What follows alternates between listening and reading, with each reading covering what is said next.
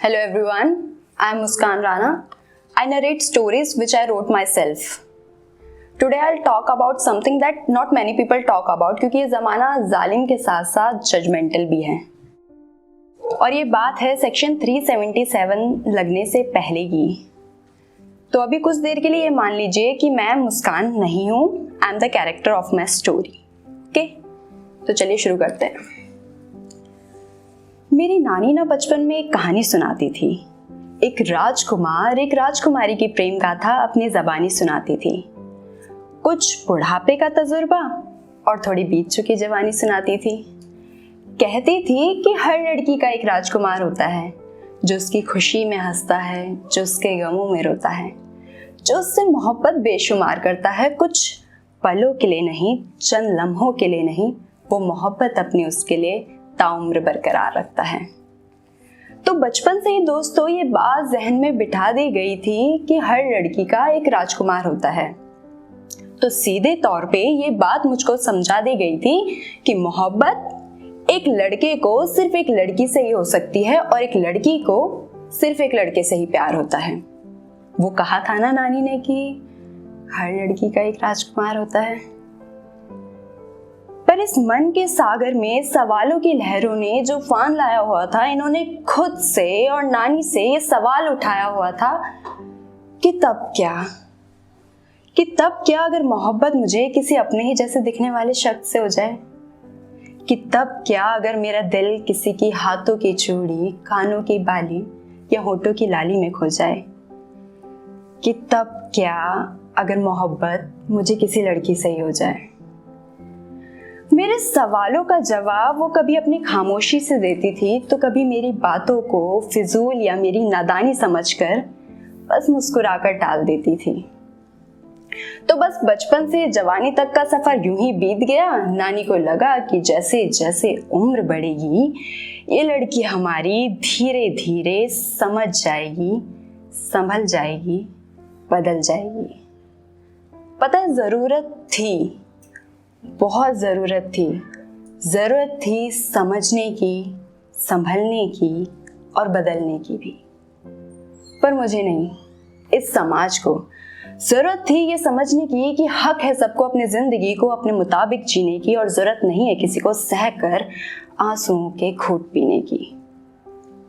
तो बस यही सोचकर एक रोज़ अपने राज का पिटारा नानी के आगे खोल दिया। सुनो, मोहब्बत है मुझे किसी लड़की से, झिझकते ही सही पर ये सच मैंने उनसे बोल दिया।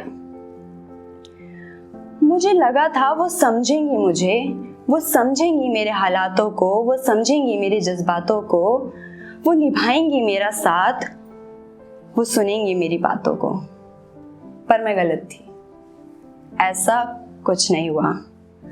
कल तक जो कहते थे हम खड़े हैं साथ तेरे, आज उन्होंने साथ छोड़ दिया। खैर वो तो बेगाने थे, मुझसे तो मेरे अपनों ने मुंह मोड़ लिया। मेरे हिम्मत के मकान का अपनी हीन नजरों से और बातों से हर एक कोना तोड़ दिया। मेरे मोहब्बत की चाहत भी मर गई और इस अकेलेपन के चलते एक रोज मैंने भी दम तोड़ दिया। अकेलापन बहुत खलता है। अकेलापन उस जख्म की तरह होता है जो दिखता नहीं है पर दर्द बहुत देता है।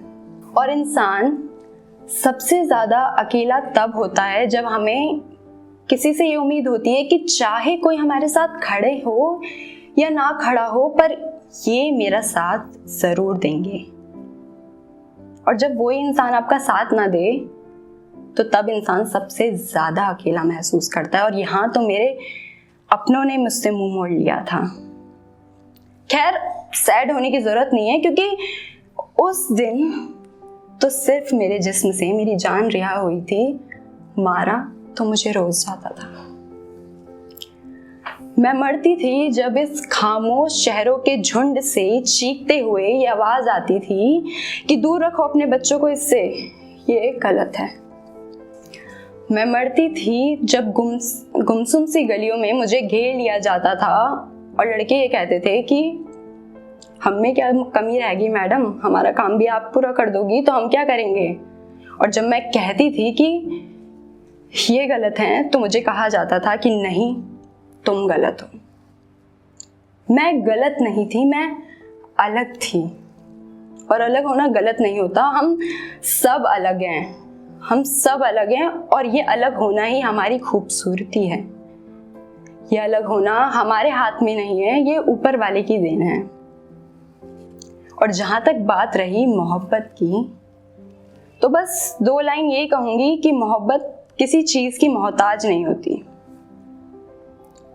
मोहब्बत ना मोहताज है काले गोरे, ऊंच नीच, रंग भेद, लिंग या जात की।